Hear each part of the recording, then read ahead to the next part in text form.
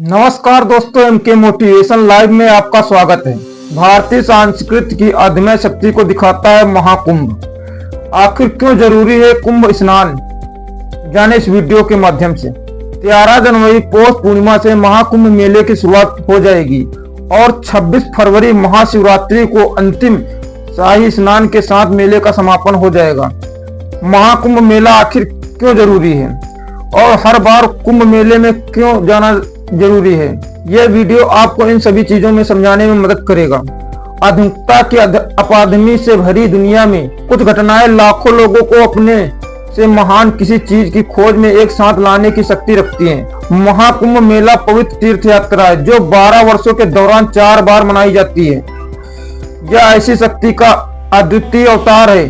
कुंभ मेला दुनिया का सबसे बड़ा शांतिपूर्ण आयोजन है।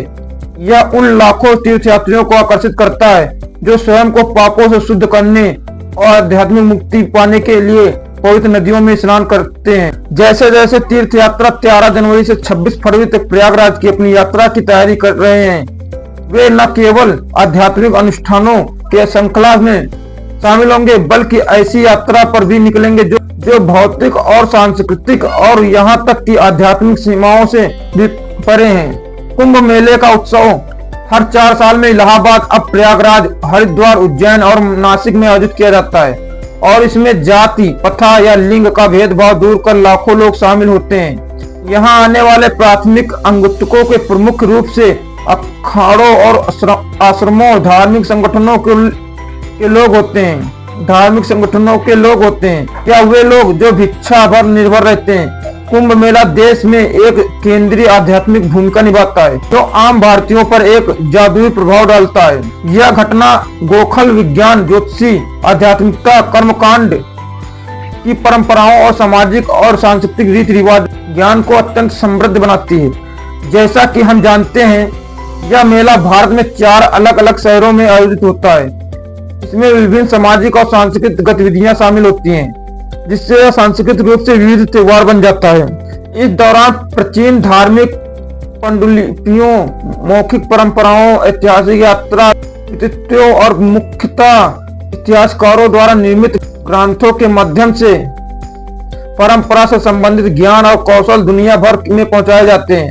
हालांकि आश्रमों और अखाड़ों में साधुओं के शिक्षक छात्रों के बीच का संबंध कुंभ मेले से संबंधित ज्ञान और कौशल प्रदान करना और सुरक्षित रखने का सबसे महत्वपूर्ण तरीका है। भारतीय संस्कृति में क्या है पवित्र अनुष्ठानों का महत्व। महाकुंभ मेला अनुष्ठानों का जीवंतम मिश्रण है जिसके केंद्र में पवित्र स्नान समारोह होता है। यह गंगा, यमुना और पौराणिक सरस्वती नदियों का संगम पर होता है जिसे त्रिवेणी संगम के नाम से जाना जाता है। लाखों भक्त इस महत्वपूर्ण अनुष्ठान को करने के लिए इकट्ठा होते हैं। ऐसा माना जाता है कि इन पवित्र जल में डुबकी लगाने से पापों से मुक्ति मिलती है। व्यक्तियों और उनके पूर्वजों दोनों को पुनर्जन्म के चक्र से मुक्ति मिलती है, अतः उन्हें मोक्ष या आध्यात्मिक मुक्ति के और मार्गदर्शन मिलता है।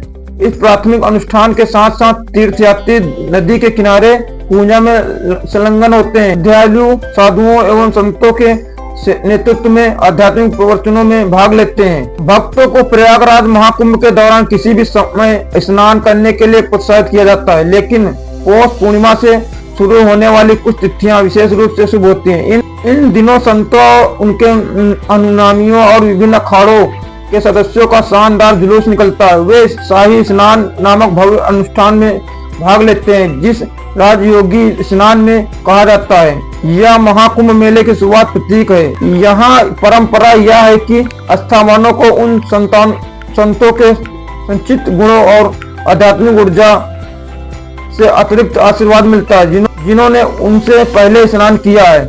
यह इस सर्दियों पुराने उत्सव के संपादिक सार को मजबूत करता है। कुंभ मेले के दौरान समारोहों के जीवंत श्रृंखला सामने आती है।